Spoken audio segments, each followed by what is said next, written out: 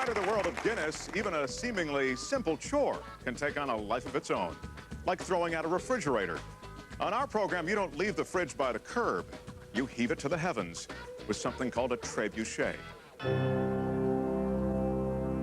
Since man threw his first rock, he's looked for bigger and better ways to hurl things higher and farther than ever before. He's built cannons and catapults, even giant slingshots. But the greatest granddaddy of them all is a massive flinging arm known as a payphones into mobile phones.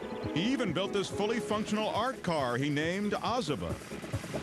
I've always been making stuff. I never was too good in my academic school, and I just like to collect a whole bunch of stuff and then see what kind of cool stuff I can make out of it.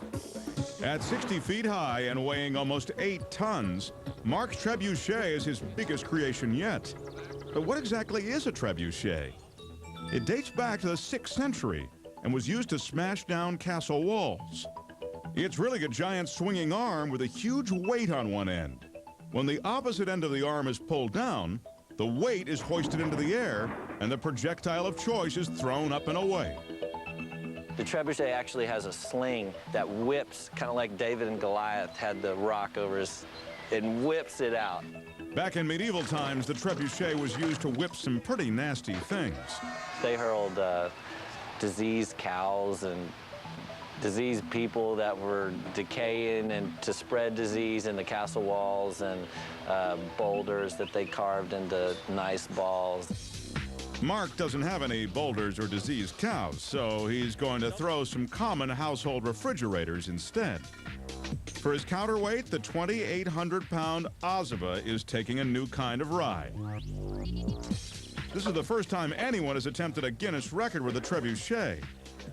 Mark decided to standardize his quest for Guinness glory by limiting the weight of the refrigerators he'll be throwing. I think this is the right way to balance. He's making each one exactly 100 times lighter than his trebuchet. Since this tower of steel tips the scales at 17,000 pounds, each fridge will weigh exactly 170 pounds. Mark and his collaborator, B.J. Walter, spent 9 weeks building the different pieces of the trebuchet back at Mark's shop. It took their team 2.5 days to put it together for the attempt. We're having fun, man. We are building stuff and playing. Instead of using little tiny Lincoln logs and matchstick cars, we're playing big now.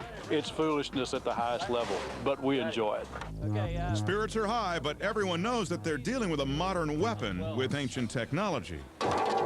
That arm can swing from 0 to 90 miles an hour in 1.5 seconds. There's so many different moving parts and so many different things that could happen, and it's just so important that I stay together and know my machine and know where everyone is and just move slow, you know.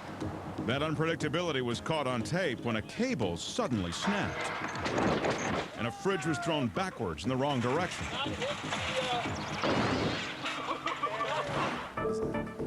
Now it's time for one of the trickiest moves of the day. In order for the trebuchet to work, the throwing arm must be pulled down into the shooting position.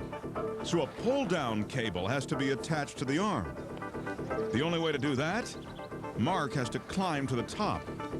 I got to get my safety harness on. We have to get all the ropes separated, and I have to prepare myself to make the climb. Mark reaches his position, attaches the pull-down cable. I'm releasing my safety. If you guys could please be quiet for a second, I'd appreciate it. Then makes his descent.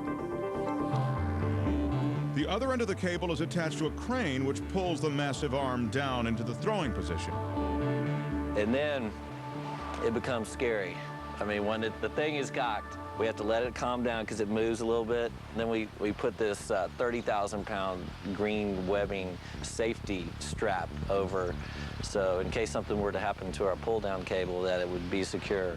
With the safety strap in place, Mark sets the hair trigger mechanism, and the pull-down cable is removed.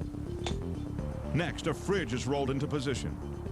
It's attached to the arm by its own sling cable. Then we take off the safety strap.